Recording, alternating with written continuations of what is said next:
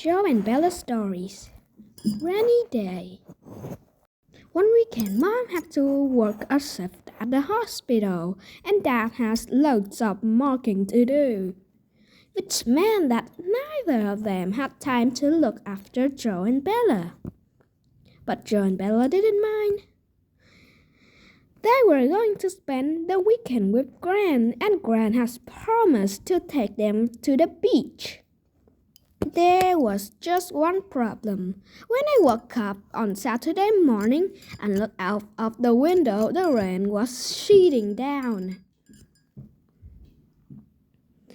Bella pressed her nose against the glass and said hopefully, "We can still go, can't we?" But then, when Gran arrived to collect them, it was still pouring. And Gran said they would just have to spend the day at her house instead. It rained and rained. They watched a movie on the TV, and when they stopped, it was still raining. They played cards with Gran, and when they stopped, it was still raining. They did some homework ready for Monday, and when they stopped, it was still raining. They tried taking Gran's dog Selby for a walk, but then they opened the door. Selby took one look, whined, and ran back inside again. Eventually, Gran went off to do some housework. Joe decided to do more homework. He had tests coming up at school, and Mom and Dad were always on at him to work harder. But Bella was too little to worry about tests. "I'm bored," she said. "I hate this weather." "There's nothing we can do about that," said Joe. "You just have to make the best of it." Bella stormed off. Joe wasn't paying much attention to her. He was so busy with his math. After a while, he noticed that a banging and thumping from the kitchen. What was Bella up to? He got up and looked around the door. Bella was missing something in a huge missing bowl. "What's that?" Joe asked.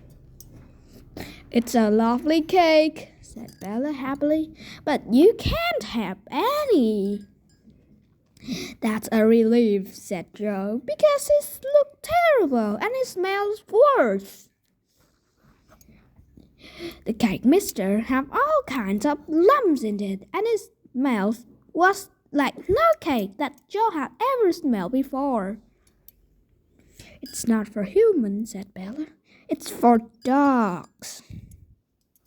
I made it specially for Selby because he couldn't go for his walk." "What's got in it?" Joe asked. "Dog food," said Bella. "Silly, and it's got cornflakes because Selby loves cornflakes. And yogurt because Selby loves yogurt. And toast biscuit. And thin rice pudding." Joe was feeling wheezy just thinking about it. "Well, I hope Selby liked it," she said. But Selby didn't like it. When Bella put it down on the floor for him to eat, raw, because she said it would taste better that way. Selby took one sniff and then ran out of the room. Bella burst into tears. Gran came running into the kitchen. "Oh dear, what's the matter, Bella?" she asked. "It's raining," Bella howled.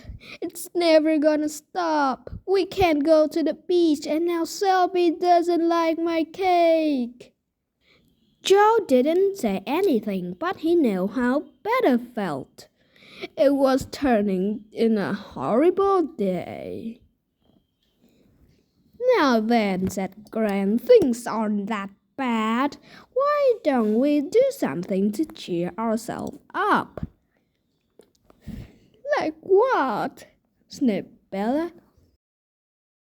How about we make a cake as a surprise for your parents? A cake for humans, not for dogs. After all, they've been working hard all day. We can have some, asked Bella. Yes, of course you can, said Gran. And can it be chocolate sponge, said Joe. With chocolate for icing, said Bella, and sprinkles. It certainly can, said Gran. They had a lovely time making the cake, and when they stopped, they suddenly realized that it wasn't rain anymore. They are so busy that hadn't even noticed. Quick, let's get out while the sun is shining, said Gran. They took Selby down to the park, and when they got back, Mom and Dad had arrived. Everyone was just ready for a slice of cake.